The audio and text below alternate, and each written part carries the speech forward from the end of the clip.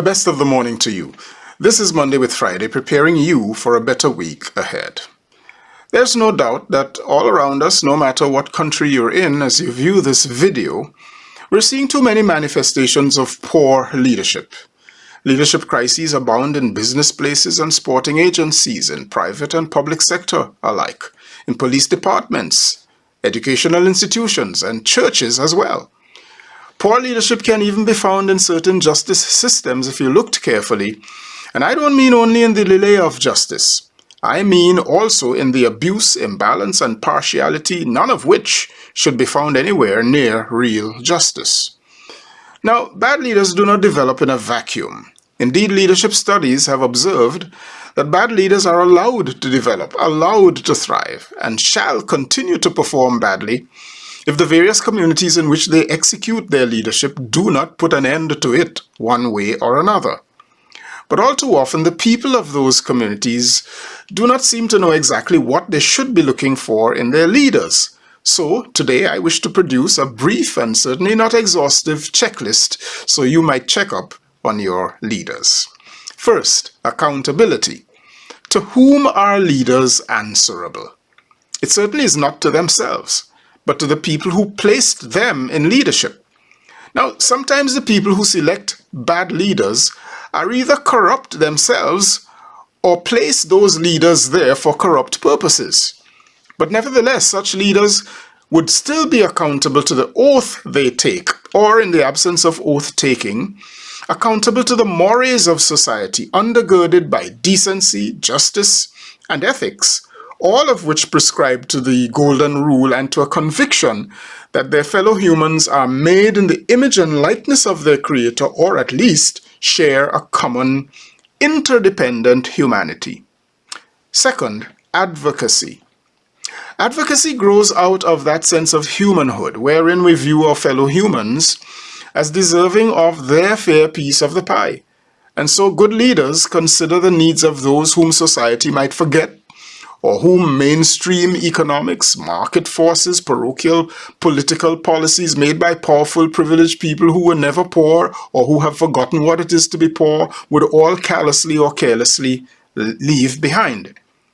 A society without relentless advocates for every kind of minority you might find therein becomes a tyranny, and leaders who do not advocate for the least among us become tyrants and despots. And by the way, it is not entitlements that the marginalized receive when we act responsibly towards them.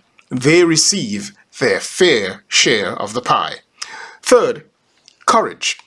I am deeply appalled at the disappearance of courage from too many leaders.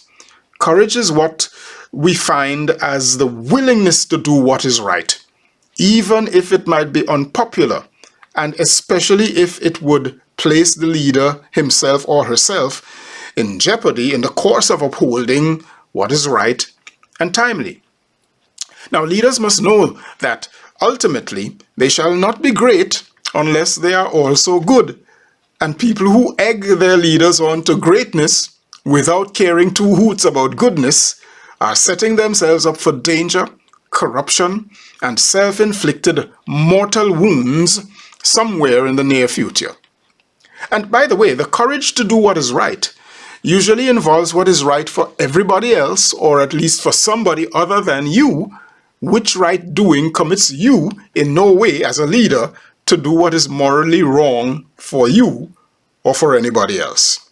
Now, my checklist isn't finished, but my time is nearly up, so I shall pause here this week and pick it up again next week. But for now, if you are a leader, it's a good time to reflect on your levels of accountability, advocacy, and courage.